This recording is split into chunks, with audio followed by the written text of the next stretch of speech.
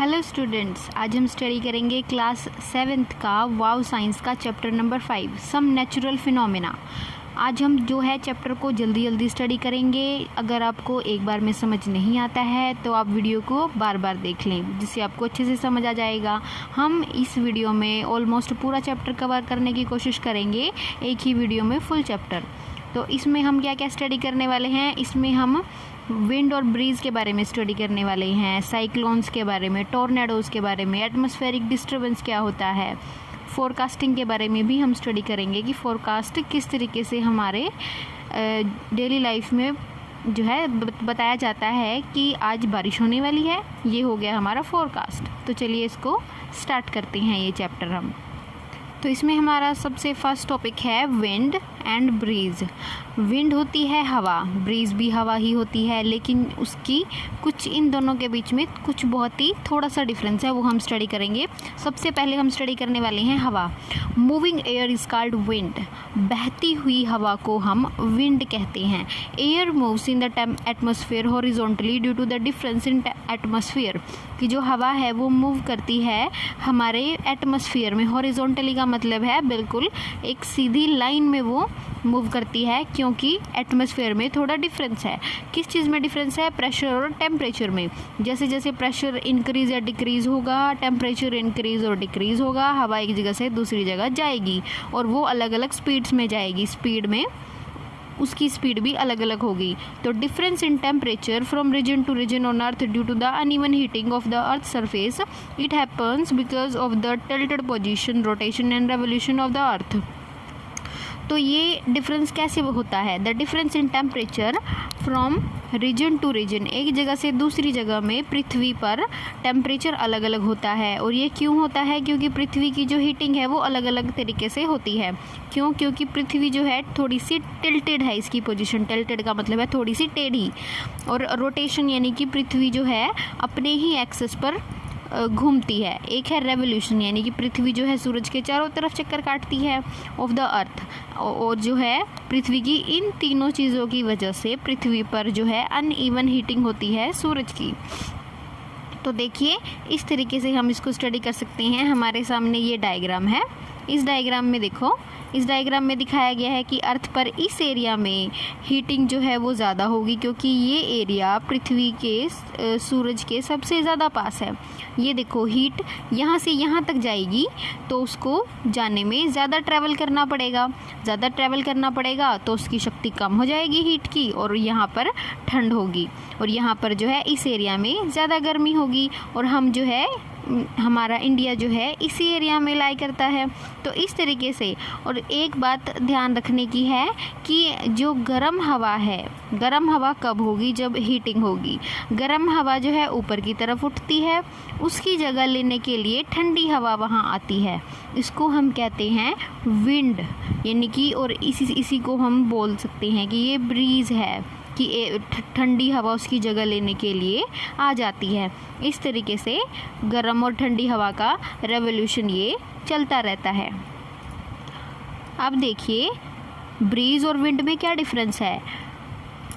Wind होती है जो है हवा मूव करती है, लेकिन उस हवा की मूव कर जाने के बाद जो ठंडी हवा उसकी जगह लेने के लिए आती है उसको हम बोलते हैं breeze. When warm air from land moves towards sea, जब गर्म हवा ज़मीन से समुद्र की तरफ जाती है तो उसको हम बोलते हैं sea breeze. When warm air from sea moves towards land, जब गर्म हवा समुद्र की तरफ से पृथ्वी की तरफ मतलब ज़मीन की तरफ आती है उसको हम बोलते हैं लैंड ब्रीज। इस तरीके से हम इसको समझ सकते हैं कि जो गर्म हवा है वो ऊपर उठ रही है और वो जा रही है अलग दिशा में, और फिर उसकी जगह जो है ठंडी हवा ले लेती है। इस तरीके से ये देखिए ये होती है breeze. This is the difference between the wind and the breeze. तो इस तरीके से हम जो है इनको समझ सकते हैं। तो ये दिन और रात में होती है। दिन के समय क्या होता है कि गर्म हवा जो है ऊपर उठती है, और जो ठंडी हवा है वो उसकी जगह लेने के लिए आती है। और इसका उल्टा होता है रात के समय। रात के समय क्या होता है कि ये जगह ठंडी हो जाती है और ये जगह गर्म ही रहती है। ये उतने ही टेम्परेचर पर होती है जितनी दिन में थी, लेकिन ये ज़मीन पर टेम्परेचर के डिफरेंस की वजह से वो जो है हवा मूव करने लगती है, उसको हम बोलते हैं ब्रीज़। इसके बाद है हमारा टॉपिक एयर एक्सर्ट प्रेशर। हवा जो है वो प्रेशर डालती है। जब आप बाइसिकल चलाते हैं तो आपको हवा की दिशा का अंदाज़ा होता है कि आप दिशा की दूसरी तरफ साइकिल चलाएंगे तो आपको ज़्यादा हवा फील होगी, यानी कि हवा जो है आपको अपोज करती है कोई भी काम करने से, यानी कि जब हम जल्दी जल्दी चलते हैं तो भी हमें हवा लगती है। We need to apply more force on the pedal of the bicycle वो move against the direction of the wind. जब हमें हवा की दिशा से उल्टी दिशा में जाना होता है तो हम जो है ज़्यादा पैडल मारते हैं और हमें ज़्यादा फोर्स लगानी पड़ती है। हवा जो है वो मिक्सचर है नाइट्रोजन, ऑक्सीजन, CO2 यानी कि कार्बन डाइऑक्साइड और दूसरी गैसेस का। ये the particles of this gases possess kinetic energy. ये गैसेस के मॉलिक्यूल जो हैं या फिर इनके पार्टिकल हैं वो प्रेशर एक्सर्ट करते हैं काइनेटिक एनर्जी की हेल्प से। इससे क्या होगा कि वो जल्दी जल्दी मूव करते हैं और हमें जो है आसपास जो है वो प्रेशर फील होता है जब हम तेज़ी के साथ चलते हैं या बाइसिकल चलाते हैं या बाइक से चलते हैं।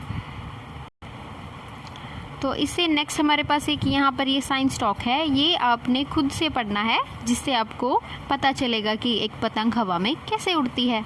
ये बहुत ही इंटरेस्टिंग टॉपिक होगा।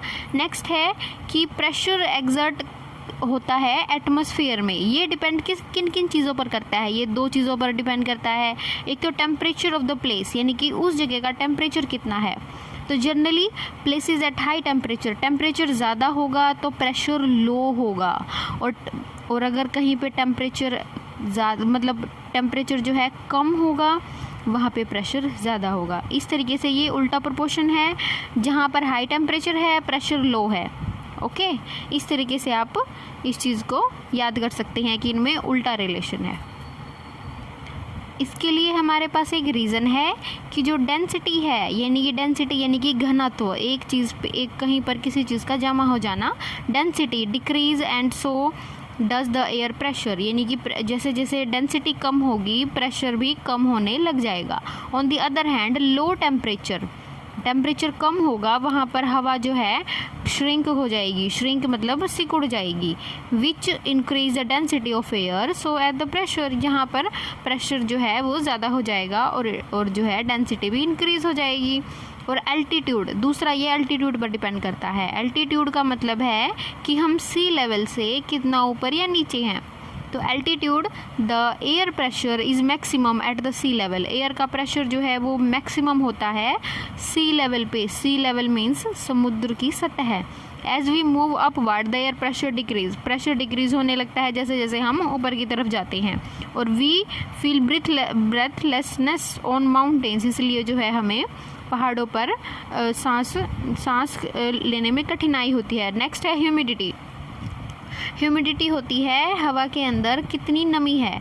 तो may also affect the air pressure as moist air is less dense than dry air, कि जो मॉइस्ट एयर होती है, मॉइस्ट एयर मतलब जिसमें नमी है, वो ज़्यादा डेंस होती है ड्राई एयर से। ड्राई एयर मतलब जो हवा सूखी होती है। तो humid air exert less pressure, तो ह्यूमिड एयर की वजह से जो है कॉन्सेंट्रेशन यानी कि डेंसिटी ज़्यादा हो जाती है और प्रेशर कम हो जाता है। इस तरीके से ये चीज़ें काम करती हैं। इसके बाद हम स्टडी करेंगे कैरेक्टरिस्टिक्स ऑफ विंड, यानी कि हवा की विशेषताएं क्या क्या हैं। विंड की कैरेक्टरिस्टिक्स होती हैं डायरेक्शन एंड स्पीड। डायरेक्शन यानी कि वो किस दिशा में जा रही है, स्पीड मतलब कितनी रफ्तार से जा रही है, यानी कि उसकी डायरेक्शन और स्पीड, उसकी दो विशेषताएं हैं। डायरेक्शन है कि वो विंड वेन और वेदर वेन की हेल्प से हम इसकी दिशा का पता लगा सकते हैं कि इसकी दिशा क्या है। ये है देखो पॉइंटर, इस तरीके से। Wind vane has two parts, pointer and cardinal directional maker, यानी कि इससे हमें डायरेक्शन का भी पता चल जाएगा। देखें, ये देखो इसमें है नॉर्थ, वेस्ट, ईस्ट और साउथ के बारे में। इस तरीके से हम इसके बारे में डायरेक्शन का पता लगा सकते हैं। ये किसकी हेल्प से करते हैं, इसको बोलते हैं विंड वेन या वेदर वेन। ओके, इस तरीके से हम इसको पता लगा सकते हैं। इसके बाद है स्पीड को हम मापते हैं एनीमोमीटर की हेल्प से। इसमें कप टाइप चीज़ें होती हैं। ये कप इसलिए होता है क्योंकि हवा जो है इसमें जैसे ही स्ट्राइक करेगी ये घूमने लग जाएगा। तो जैसे जैसे हवा इस पर लगेगी ये घूमेगा और हमें पता चल जाएगा कि हवा की स्पीड कितनी है। तो ये वीडियो थोड़ा सा लंबा हो जाएगा क्योंकि हम इस पूरे चैप्टर को एक ही बार में जो है कवर करने वाले हैं। तो आप वीडियो को एंड तक देखें, चैनल को सब्सक्राइब कर दें, मेरी वीडियो को लाइक करें और अपने क्लासमेट्स के साथ इसको शेयर करें। तो इससे आपको, और मुझे ये भी बताएं कि आप कौन से एकेडमी या स्कूल में स्टडी कर रहे हैं, जिससे मुझे पता चल जाएगा कि मुझे और वीडियोस कैसे बनानी है। इस तरीके से आप मुझे सारी इन्फॉर्मेशन बता दें और अपने नाम भी मेंशन कर दें और अपने स्कूल का नेम और जगह का नाम भी। इस तरीके से मैं आपके लिए सारी वीडियोस अच्छे से बना पाऊँगी। तो देखिए, स्पीड को इस तरीके से हम माप सकते हैं। तो जितनी बार ये रोटेट करेगा हमारी स्पीड उतनी ही होगी। तो देखिए, the stronger the wind blows the faster the rod spin. जैसे जैसे हवा, जितनी स्पीड से हवा जो है वो बहेगी उतनी ही स्पीड से ये भी घूमना स्टार्ट कर देगा। तो ये घूमेगा तो हमें पता चल जाएगा कि कितनी ज़्यादा स्पीड है इसकी। इसके बाद हम स्टडी करेंगे एटमॉस्फेरिक डिस्टरबेंस। डिस्टरबेंस क्या है? एटमॉस्फेयर में होने वाली डिस्टरबेंस। डिस्टरबेंस मतलब उस चीज़ को हमने हिला दिया, यानी कि जो चीज़ स्मूथली चल रही थी हमने उसमें जो है कुछ किसी न किसी तरीके से डिस्टरबेंस क्रिएट कर दी। तो ये डिस्टरबेंसेस होती हैं, जैसे तूफ़ान आ गया, साइक्लोन आ गया, टोर्नेडो आ गया। इन 3 चीज़ों को हम स्टडी करेंगे, स्टॉर्म, साइक्लोन एंड टोर्नेडोज। तो इसकी थोड़ी सी डेफिनेशन है, journal term that describe any pulse of energy moving through the atmosphere, कि वो एनर्जी जो एटमॉस्फेयर में मूव कर रही है पल्स की तरीके से, पल्स मतलब एक तरीके से बहाव है, उसको हम बोलेंगे कि ये जो है डिस्टर्बेंस क्रिएट कर रहा है हमारे एटमॉस्फेयर में। सम एटमॉस्फेरिक डिस्टर्बेंसेस होती हैं, स्टॉर्म, साइक्लोन एंड टोर्नेडो। ये तीनों चीज़ों को हम अब स्टडी करेंगे। तो ये देखेंगे, सबसे पहले है storm. Storm are violent atmospheric disturbance accompanied by very strong and high speed of wind, rain and thunder. तो ये है हमारी स्ट्रॉम की डेफिनेशन। ये हमने यहाँ से लेकर यहाँ तक करनी है। Storm when accompanied when rain and thunder and also called thunder storm. जब स्ट्रॉम में होता क्या है, इसमें बहुत ही स्ट्रॉन्ग यानी कि बहुत ही ज़्यादा शक्तिशाली और हाई स्पीड की हवा होती है, इसमें बारिश होती है और थंडर होता है। थंडर मतलब बिजली कड़कती है। तो ये देखेंगे, जब बारिश के साथ बिजली आती है तो उसको हम बोलते हैं थंडर स्टॉर्म, यानी कि rain plus thunder is equal to thunder storm. The high waves of a storm is called storm surge, यानी कि जब हाई वेव्स आ जाती हैं उसके अंदर, स्टॉर्म के अंदर, यानी कि जब तेज़ हवाएं चलने लगती हैं तूफ़ान के अंदर, तो हम उसको बोलते हैं स्टॉर्म सर्ज। स्टॉर्म को generally set off with different type of air meet, यानी कि जहाँ पर अलग अलग जो हवाएं हैं वो मिक्स हो जाती हैं। Dry air meeting moist air और वार्म मीटिंग कोल्ड एयर, यानी कि ये सारी जो हवाएं मिक्स होती हैं आपस में, उसको हम बोलते हैं ये इसके एग्जाम्पल्स हैं। यानी कि ये देखेंगे, इसको हम बोलेंगे स्टॉर्म। इस तरीके से होता है ये। इसमें एक थंडर के बारे में भी है थोड़ा सा, ये आप खुद स्टडी करेंगे। इसको आप खुद स्टडी करेंगे तो आपको बहुत अच्छे से समझ आएगा। ये बहुत ही इंटरेस्टिंग टॉपिक है। तो नेक्स्ट पेज पर स्टॉर्म के बारे में थोड़ा सा बताया गया है कि जो स्टॉर्म है वो सीवियर हो सकता है, मॉडरेट हो सकता है। मॉडरेट मतलब थोड़ा सा धीमा, सीवियर मतलब बहुत ज़्यादा वो तेज़ भी हो सकता है। इस तरीके से कि जितनी ज़्यादा फोर्स होगी हवा में और जितनी ज़्यादा स्ट्रेंथ होगी वो उतना ही ज़्यादा शक्तिशाली होगा। थंडर और लाइटनिंग हो सकती है, फ्लड हो सकता है। फ्लड मतलब बाढ़ आ सकती है, मतलब बहुत सारी जिंदगियाँ इससे जो है नुकसान हो सकता है इनसे। नेक्स्ट हम स्टडी करेंगे साइक्लोन। साइक्लोन सेम ऐसा ही होता है, लेकिन वो गोल गोल घूमने वाला होता है। जैसे ये फोटोज़ आपने देखी होंगी ना टीवी के अंदर कि साइक्लोन, देखो ये होती है आई ऑफ द साइक्लोन, यानी कि साइक्लोन के बिल्कुल बीच का एरिया, जिसको हम साइक्लोन की आँख बोलते हैं, आई ऑफ द साइक्लोन।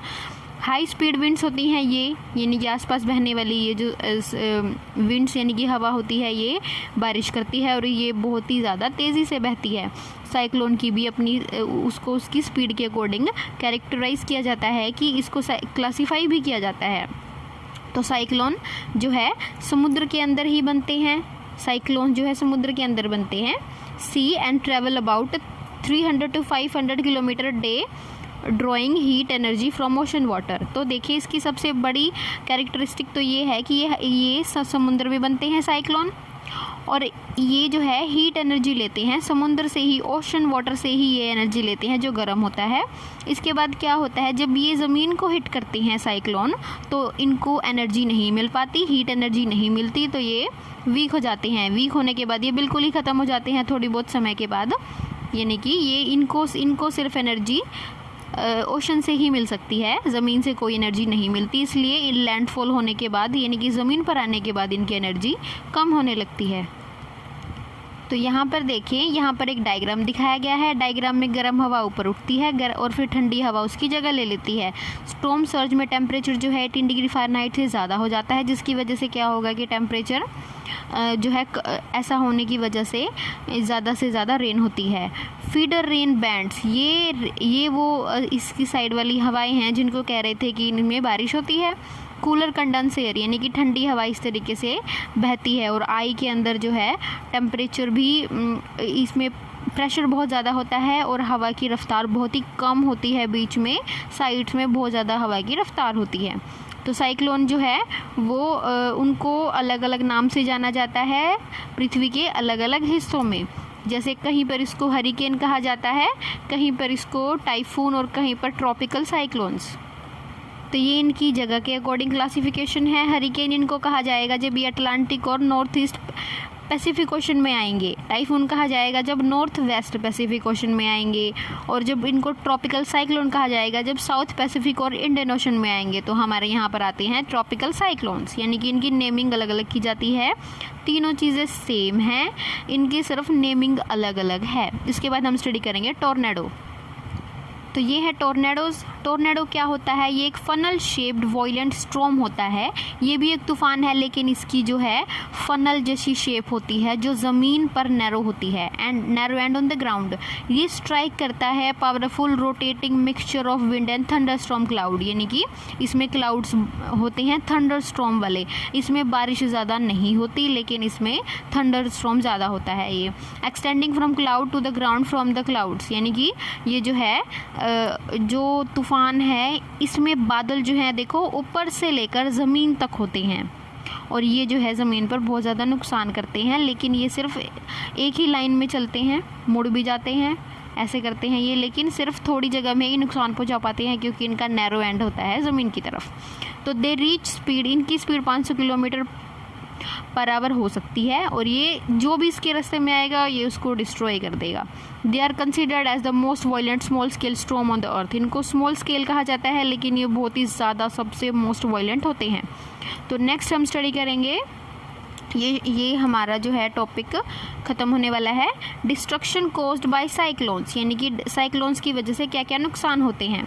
तो strong cyclone can be destructive, ये बहुत ही ज़्यादा नुकसानदायक हो सकता है। ये घरों को नुकसान पहुंचाता है, टेलीफोन पोल्स को, इलेक्ट्रिक पोल्स को भी, और अपरूट ट्रीज यानी कि और पेड़ों को उखाड़ देता है। Strong wind of the cyclone में push the sea water towards the sea shore in the form of high wave, कि जो ज़्यादा स्ट्रॉन्ग हवाएं होती हैं वो साइक्लोन में होती हैं, जो हवाएं वो समुद्र के पानी को ज़मीन की तरफ धकेल देती हैं, जिससे क्या होता है वो हाई वेव्स यानी कि फ्लड्स आ जाते हैं, घरों को बहुत ज़्यादा नुकसान होता है। Being the area of a low pressure, यानी कि अगर आप किसी लो प्रेशर के एरिया में जा रहे हैं, eye of the cyclone lift up the water in the centre, तो क्या होगा कि पानी जो है सेंटर की तरफ आएगा। इसके क्या होगा कि जो 3 से 15 मीटर हाई जो पानी है वो इतनी ऊपर तक चला जाएगा और इससे क्या होगा कि वाटर वॉल जैसा फील होगा कि जो आई होती है उसके अंदर हवा तो कम होगी लेकिन पानी वहाँ पर इकट्ठा होने लगेगा क्योंकि प्रेशर वहाँ पे बहुत ज़्यादा लो होगा, क्योंकि वहाँ पे तो हवा ही नहीं है। दिस वाटर वॉल व्हेन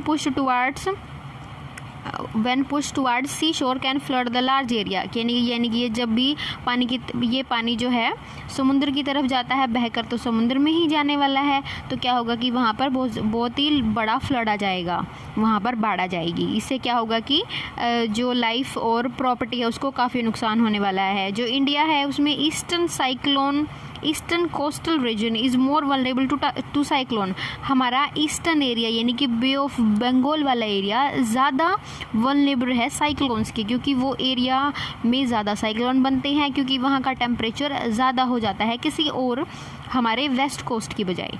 तो ये जो है in terms of intensity and frequency of cyclone compare to the western coast, यानी कि वेस्टर्न कोस्ट की बजाय उसका जो है ज़्यादा साइक्लोन बनते हैं ईस्टर्न कोस्ट में। अब हम आ गए हैं इसके लास्ट टॉपिक पर, द मीटियोरोलॉजिकल डिपार्टमेंट, यानी कि सेफ्टी मेजर्स हम करेंगे स्टॉर्म से बचने के और एक साइक्लोन से बचने के। तो meteorological department can locate and track the approaching cyclone with the help of A satellite, यानी कि मीटियोरोलॉजिकल डिपार्टमेंट वो होता है जो ब्रॉडकास्ट करके हमें बताता है कि अगले 48 घंटे में क्या होने वाला है, यानी कि मौसम का हाल कैसा रहेगा। तो ये जो है आने वाले साइक्लोन को बता देते हैं, क्योंकि इनके पास तो सैटेलाइट्स हैं जो पृथ्वी को देख रहे होते हैं ऊपर से। ये साइक्लोन के लिए अलर्ट इशू कर सकते हैं 48 घंटे में कि क्या होने वाला है, और मैसेज को टीवी और रेडियो पर सर्कुलेट कर देते हैं, जिससे लोग जो हैं बहुत ही ज़्यादा जल्दी से इसमें अवेयर हो जाएंगे और अपना अपना कुछ जो तरीके हैं वो अपना लेंगे, जिससे वो बच जाएंगे। यानी कि स्टे इंडोर्स, घरों में रहें, preferably on the ground floor, और ग्राउंड फ्लोर्स पर ही रहें। Close all the window and stay away from them, खिड़कियों को बंद कर ले और उनसे दूर खड़े हो जाए। Remove any dead trees and overhanging branches, loose roofing materials, इन सारी चीज़ों को आपने हटा देना है, क्योंकि ये जब भी हवा चलेगी ये गिर सकते हैं। Do not take shelter under a tree, किसी भी पेड़ के नीचे खड़े नहीं होना। Do not stand near metallic object as metal good conductor of electric charge, आपको किसी मेटल की ऑब्जेक्ट के पास खड़े नहीं होना। इससे ऐसा क्यों? क्योंकि जब थंडर आएगी, यानी कि थंडर स्ट्राइक होगी, तो मेटल की चीज़ें सबसे पहले आकर उसको ग्रैब करती हैं। Do not carry umbrella as it has metallic handle, umbrella मतलब अपने साथ जो है छाता ना लेकर चले, क्योंकि इसमें मेटेलिक हैंडल होता है। Do not touch any electrical appliance, ना ही किसी बिजली की चीज़ को हाथ लगाएं। People in low laying area and the coast line should be evacuated, जो लोग समुद्र के पास रहते हैं, कोस्ट लाइन के पास रहते हैं, उनको जल्दी से जल्दी वहाँ से निकाल लेना चाहिए। Fisherman and other people should not near sea after cyclone alert is announced, यानी कि जो फिशरमैन, जो मछुआरे होते हैं, मछली पकड़ने वाले, उनको भी समुद्र के पास नहीं जाना चाहिए, जो जिससे कि क्या होगा कि जबकि साइक्लोन का अलर्ट जारी किया गया है, जिससे वो समुद्र में खो सकते हैं या फिर वो अपनी जान भी गंवा सकते हैं। तो इस तरीके से आप पूरा चैप्टर कंप्लीट हो गया। आप जो है इस चैप्टर को बहुत अच्छे से स्टडी करेंगे, और मैं 6 चैप्टर भी अब डालने वाली हूँ।